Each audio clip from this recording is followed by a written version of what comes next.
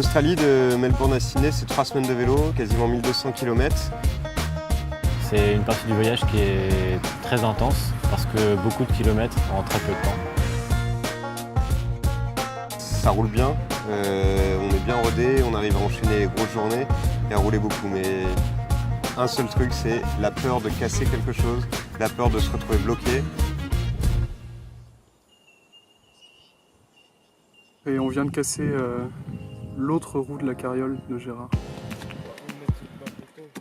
On casse quand même des choses parce qu'on continue à avancer en vélo et forcément notre matériel il commence à vieillir. À 2 reprises on casse des axes, mais à 2 reprises on a toujours la chance de tomber sur des gens qui nous aident à réparer la carriole dans la journée. Le problème c'était un problème tout bête, mais il fallait le savoir. Du coup on leur laisse tout et ils nous fabriquent ça et on revient dans quelques heures chercher la nouvelle pièce. Sur la route, on a la chance de rencontrer d'autres cyclistes voyageurs. C'est des rencontres qui sont vraiment sympas pour nous parce qu'elles apportent un peu de fraîcheur dans le groupe. Ça casse un peu la monotonie qu'on peut avoir au bout de ces quelques mois de voyage. Ça nous fait du bien quand on se retrouve avec d'autres gens qui ont la même envie et le même goût du voyage, de partager nos expériences, nos bivouacs, de partager nos pique-niques et de partager la route ensemble. C'est vraiment chouette, quoi. Là on commence notre aventure dans le bush australien. Et donc ça va changer la route et on va traverser les bois. J'espère voir quelques animaux. Ça va être désert. Ça va être l'aventure.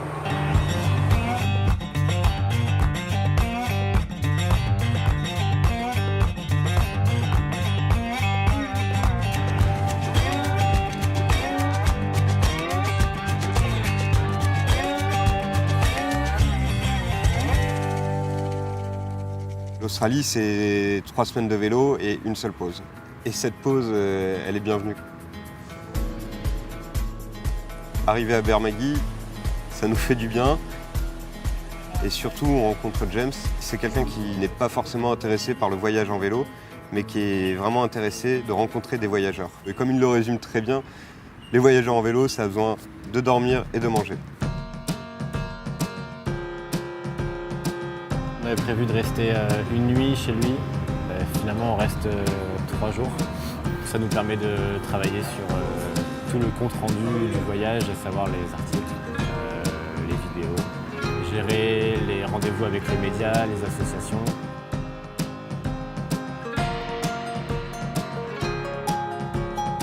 On préfère à la limite sacrifier nos jambes, c'est-à-dire devoir pousser beaucoup plus derrière sur la route en vélo pour pouvoir profiter de ce temps-là, de profiter de cette rencontre. Chaque pause est rentabilisée au maximum.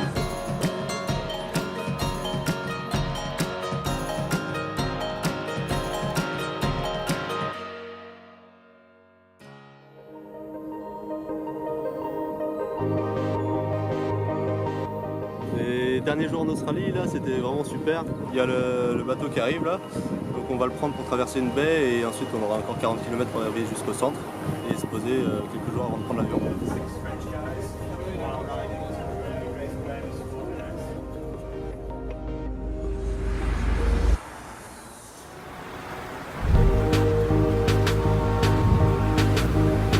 C'est assez crevant, il y a des voitures partout comme d'hab.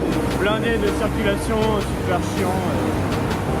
Mais là, on est arrivé et on va essayer de se trouver un backpacker. Et là, t'as le The George. Non, ça, c'est une église.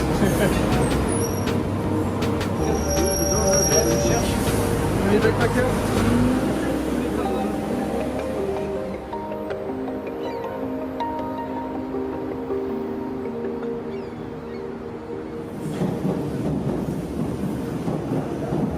Là, on est à la gare. On n'a pas de problème de vélo ce matin. On prend le train, pas aller voir une asso. Donc, ça va.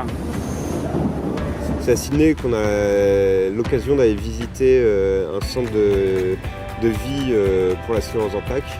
Le centre il est tenu par la MS Society australienne. On découvre différentes machines pour la rééducation, pour l'aide à la mobilité, Et c'est aussi découvrir une chose dont on n'avait pas encore entendu parler avant. C'est à savoir que c'est la MS Society australienne, donc l'asso de lutte contre la sclérose en plaques australienne, qui aide les entreprises à adapter les postes de travail.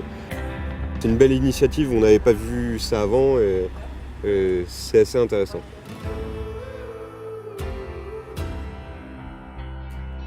L'Australie, de Melbourne à Sydney, c'est des super beaux paysages, c'est des belles rencontres.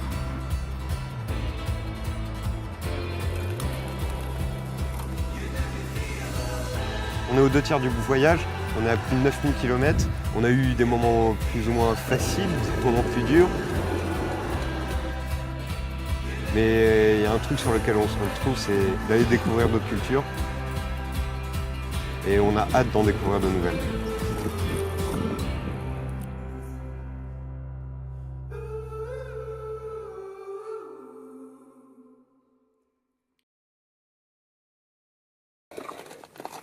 Ça aurait pu être pire.